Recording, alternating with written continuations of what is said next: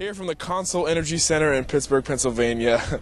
Day one of the tournament here is wrapped up. Syracuse squeezes out a win against UNC-Asheville, and they know their opponent for Saturday. It's going to be Kansas State after they defeated Southern Miss. But let's start with Syracuse. Again, 72-65 win over UNC-Asheville. Squeezed it out. Another bad start. They kind of figured it out late.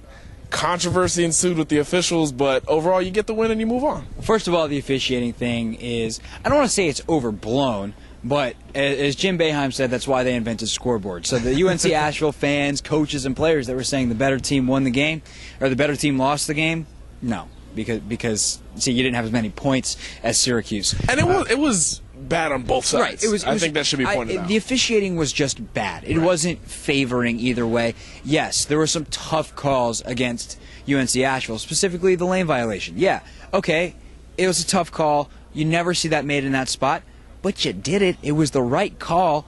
So here's a solution. Stay out of the lane. Right. It's that simple. So if you don't put yourself in a position to lose, you're not going to lose. As far as Syracuse goes, as you said, started horrifically slow, really struggled, couldn't hit any shots. Scoop Jardine and Chris Joseph were inept at best in the first half. Deion Waiters really kept his team afloat. But as Jim Boeheim said, this team necessarily isn't at its best when Deion is scoring. You know, it was huge. He kept them in the game long enough for the offense to really find its flow, find its rhythm, find its balance. And once that happened in the second half, Syracuse was eventually able to not pull away. It was only a 7-point margin in the end, but I guess win, which at the end of the day, that's all that matters. And before we jump into the second half, and James Sutherland and Rakeem Christmas really stepping up when the team needed him to. The play of the second half that has garnered all the talk, and when Syracuse's score was announced later in the tournament, boos rained down from the fans every single time, seemingly louder and louder even. It was because of the Brandon Triche play. Just to put it together for you guys, there's a 50-50 ball. Brandon Triche appears to have it, touches it, goes out of bounds. Was he pushed? Was he not pushed? No foul call. Ball was last touched by Triche, but they called it out on UNC-Asheville. Syracuse retained possession. You know the ending. Again, kind of like the lane violation. It happened. Bad calls go both ways. You could have called a foul. They didn't. You could have called out on Syracuse. They didn't. So, again, bad on both sides, but really the reaction has been, like you said, the UNC-Asheville players were saying the better team lost. The coach said UNC-Asheville was better tonight, although Syracuse is better normally. How do we put this in perspective for Syracuse? With all due respect to, I think Eddie Biedenbach is the coach's name at UNC-Asheville. That's why he's coaching at UNC-Asheville, and Jim Boeheim is in the Basketball Hall of Fame. Jim Boeheim's not making excuses. If he had come out after the game and said, you know what, we stole one, that'd be a different story. But no, his team won, and they won eventually comfortably down the stretch. For as much as you want to say, oh, the lane violation, Scoop Jardine then had to go back and still make a free throw. Not only did he make one, he made 4 in a row. Scoop. 49% shooter made 4 in a row. So you still have to convert. It's how you face adversity, and that's what Syracuse has done well all the time. On the Triche play specifically, it was a foul. There's no question. Right. Unquestionably, Brandon Triche got hit. And that play is only important because right over there, Deion Waiters got tackled a couple possessions prior, and UNC-Asheville was able to force a turnover on the press, which they then converted. So, as I said, the officiating was awful all around. No team benefited. It's unfortunate that so many of the calls and key calls were wrong or non-calls. You'd rather see them get it all right. But if UNC-Asheville honestly thinks that a perfectly called game goes their way, they're out of their mind. Right. And credit to UNC-Asheville. The Bulldogs, they're a senior-laden team. The guards, J.P. Prim, Matt Dickey, they played very well, and they deserve to be in the game as they were in the game, late there. But let's get back to basketball here. Second half, Syracuse rallies, comes back, takes the lead, holds on, and a big part of that throughout the game was Rakeem Christmas, and then towards the end of that late rally, it was James Sutherland from 3, James Sutherland on defense. Finally, right? I think that's what we can say. Right. Finally. And it's interesting. We should have been able to predict this if you think about it. When did James Sutherland play his best all year? Non-conference against, early in the season. Yeah, against opponents like Albany. Oh, Albany is a 16 seed in the tourney. So, you look at the type of competition that James Sutherland feasted on earlier this year. no surprise. He's able to play. He's able to play and hit shots as well. You know, he's so tall he can shoot over the top of the smaller defenses. UNC-Asheville doesn't play a guy taller than 6'5", so Sutherland's out there at 6'8", 6'9", able to just stroke it.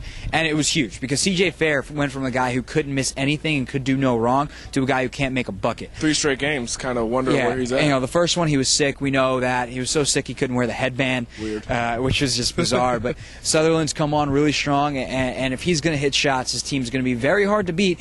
You know, obviously the competition's a lot better moving forward, but Sutherland was huge. Christmas played as hard as anybody out there.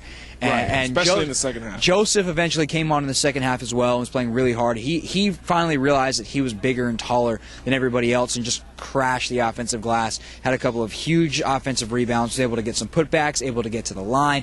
So Chris was huge down the stretch. Chris Miss was really impressive today, as he should have been, being 5 inches taller than his opponent, you know, starter. Right. It's not all in the numbers either with him. But, you know, as you said, credit to UNC-Asheville, a senior team that never folded, that had faith that they could win, and they were never rattled by anything. And I think that's part of the reason why Jim Boeheim probably didn't press, is because he looked and said, look, this team's not going to get rattled no matter what we do. Let's just stick to what we do best, and eventually it worked out. You get the win, you get to play Saturday. And a quick little thing about James Sutherland. You know, in these tournaments, NCAA tournament, Big East tournament, you know, whatever, what have you, especially in a big tournament like this against a team that you're not familiar with, you can't scout everybody. Who do you think UNC-Asheville prepared for? Dion Waiters, probably Joseph, Scoop Jardine. But, I mean, when do you get to James Sutherland, and does that help him? I think it has to. Well, it has to. It does to a point. You're going to try to shut off the other 4 guys you mentioned first, you know, the 3 guards and Chris Joseph. You're definitely going to get to them first. But you know James Sutherland's a shooter. You know, when he's running the baseline, they're going shooter, shooter as he comes through. They know what, as you know, they were. UNC-Asheville's coach was asked after the game, "Oh, were you guys trying to foul Scoop Jardine? Did you know his percentages?" And his response was, Quite "No, funny. Yeah, no, we don't know that he shoots 49% from the line." So they know that James Sutherland's a shooter, and I'm sure they went beyond just the sheer numbers that he shot on the year, because those numbers were down based on his capabilities because he went through such a long slump midseason. But they had to know. But as you said, you know, you look at how inconsistent he's been, and you go, look, if that guy's going to make shots and beat us, then we might just lose today. And eventually you make an adjustment. If you know he's hot, you cover him. But to start with, you're going, all right, let's see if he's going to make a couple, and then if he does, we'll make the necessary adjustment. So good to see Sutherland coming on. Probably better to see Christmas coming on in light of the Fab Melo situation, which we will not get into. Ew. Yeah, there was gone. Okay, but moving forward, you talk about Rakeem Christmas stepping up tonight. But in 2 nights, Saturday, actually they announced the game time. It's going to be at 12:15 in the afternoon. Kind of weird there. He's going to have a much taller task, literally, figuratively. Insert adjective here. 6'11", Jordan Enriquez. Jordan Enriquez. We sat in for the Southern Miss K-State game, and he was blocking shots. He was looking like Fab Melo. He's not quite as thick as Fab, but he's just as tall, blocking shots, affecting shots, toughness, and probably a better offensive player than Fab Melo too. I believe he had 15, 10, and 6 in the game, and 6 blocks. So that's going to be a tall task for Christmas. But Baikita's going to be there as well. Early thoughts on K-State? Well, it's 10 fouls that you've got to use against him. And Enriquez, there's 2 guys you got to watch. And obviously, Rodney Magruder is someone you have to watch. He had 30 today. He's a scorer. But the 2 guys that make that engine go for Frank Martin are Jordan Enriquez and Angel Rodriguez, the point guard. So you got your point guard center combo. But both of those guys are mentally somewhat fragile. Rodriguez specifically is off and on type of guy. He's not necessarily fragile, but he is a freshman, and that he makes freshman mistakes, and he makes them a lot. It would not surprise me at all to see Syracuse press. You try to get him up tempo, you try to get him to turn the ball over, and then for Enriquez, try to get him in foul trouble, try to get him second guessing himself. You've got to attack and go right at him, because he's not soft, he's not unintelligent, he doesn't have a low basketball IQ. But he goes through stretches that make you just wonder what in the world he's thinking, and he can get out of his game rather easily. So you've got to attack him, you've got to make him think, and then from there, hopefully he'll take himself out of the game. And if that happens, then Kansas State doesn't have a shot. Magruder's going to have to, he's going to have a much more difficult time than he did today. He was able to get to the rim, and he's got very good, almost great touch around the rim. So that's not going to happen against the zone. So keep Magruder out of the lane. Don't let him finish at the rim. And then obviously make sure he's not open from the outside. Jamar Samuels was quiet today for Kansas State. You look for him to attack with Enriquez down low. So it's, I guess, the most similar matchup that I can compare it to would be UConn. They have two bigs. They have Samuels and Enriquez as opposed to Drummond Oriaki. They have the hybrid 2-3 guy, Lamb for UConn, Magruder for Kansas State. Lamb's a lot bigger. Magruder is obviously very, very skilled, though, about 6'4". Right. But he's a long 6'4", right, and he gets the job done. 6'4". And he's a very good rebounder as well. The guards are going to have to rebound. Brandon Triche did a great job of that again tonight. So you look for that to show again. Yeah.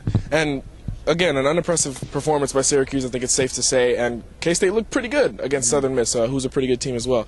So we're going to have to see what happens with K-State. Obviously, limiting those guys. You can't let all those three guys click like they did today. You saw what they did against Southern Miss. So expect press, expect the zone to extend out a bit more in the half court as well. Again, that was an issue against Cincinnati. It was an issue early against UNC-Asheville as they started hitting threes, which kind of brought us back to Cincinnati a little bit there. But obviously Syracuse pulled it out, so we'll see what happens going forward. Again, Saturday, 12:15. That's the game time. So for Craig Hoffman of OrangeFizz.net, I'm John Garcia Jr. of CuseNation.com. See you then. And I think in honor of the Pinstripe Bowl, we should salute.